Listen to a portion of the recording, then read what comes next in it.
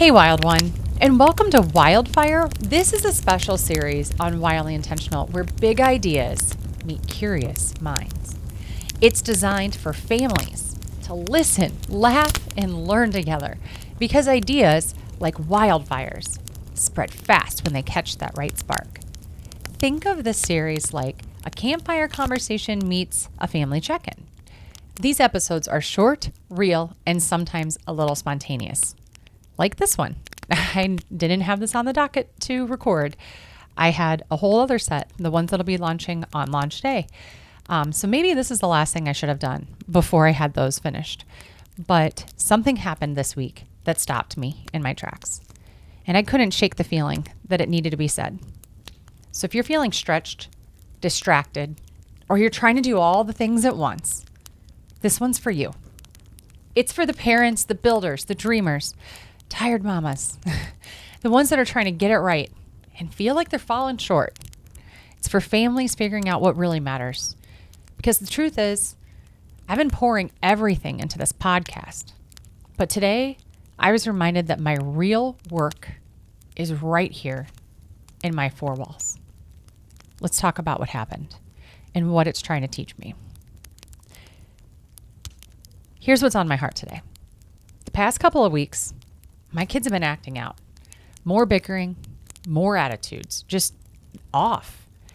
And I keep trying to pinpoint it in my mind. Is this because we just moved them into the same room? Are they spending too much time together? Maybe it's both of those things. Maybe it's a little of everything. But today, they called me out.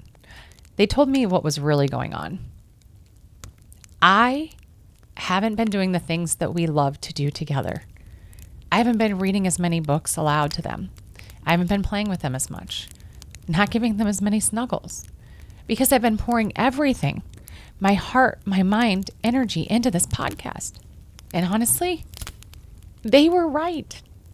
I've been nose to the ground for over a month now, trying to make this thing real. Nap time, I'm writing and building out my ideas. Bedtime, recording.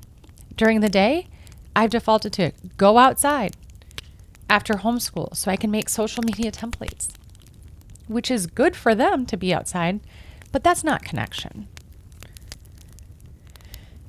You know what? I love that my kids called me in, that they know what they need, and they're not afraid to tell me. They're not acting entitled. They're acting rooted. They've been raised to notice when something feels off, and they say something to me. So today when they did, I hit pause. Because the truth is, they just want more of me. And honestly, that's super amazing. Everything I've done professionally from home has been very flexible. I mean, I worked on innovation workbooks for about 3 years before I published them. In my previous corporate life, I was used to having an office, protected work time, and meetings where I can focus. Now, I'm in the thick of motherhood, homesteading, homeschooling, and now podcasting. And I'm trying to make it all work.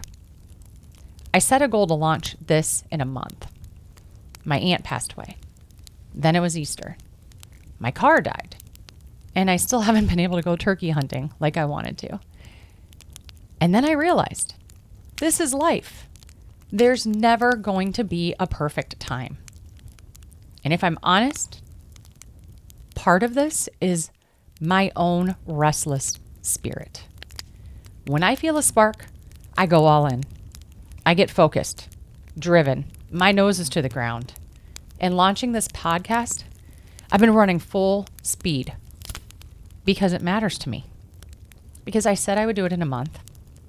And even when life said, not now, something in me said, do it anyway. But here's the truth. I had to sit with this today. When I'm going 100 miles an hour towards something that I care about, I can accidentally forget the people that I'm doing it for. And my kids, they don't care about my launch plan.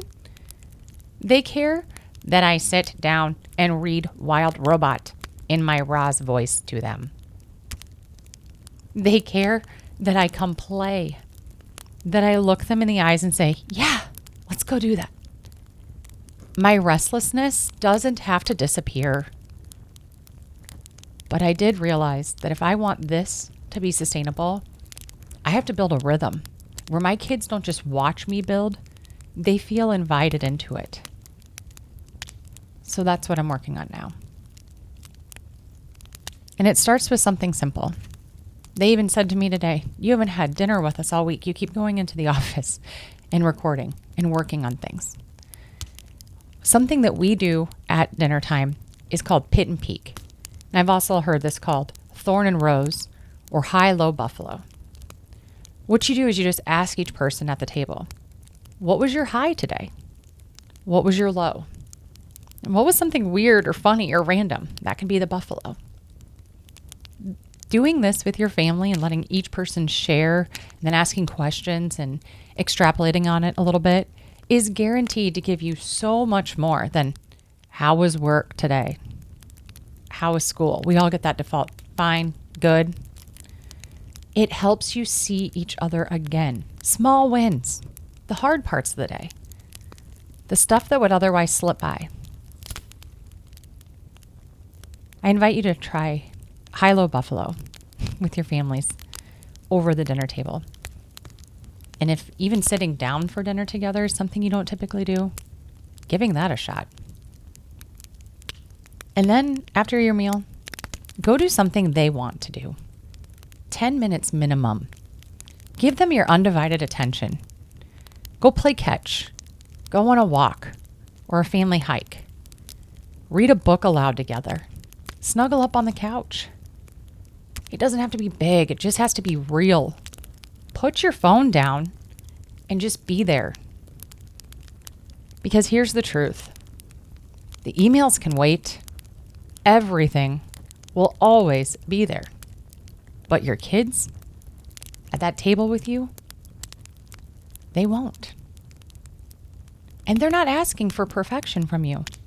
They're simply asking for your presence. I know I'm going to show up differently tomorrow morning when I see them. That's your wildfire for today. Go connect. Go play. Go fill their bucket and yours too. I'll be back next week with a handful of new episodes. Until then, stay rooted, be brave, and live wildly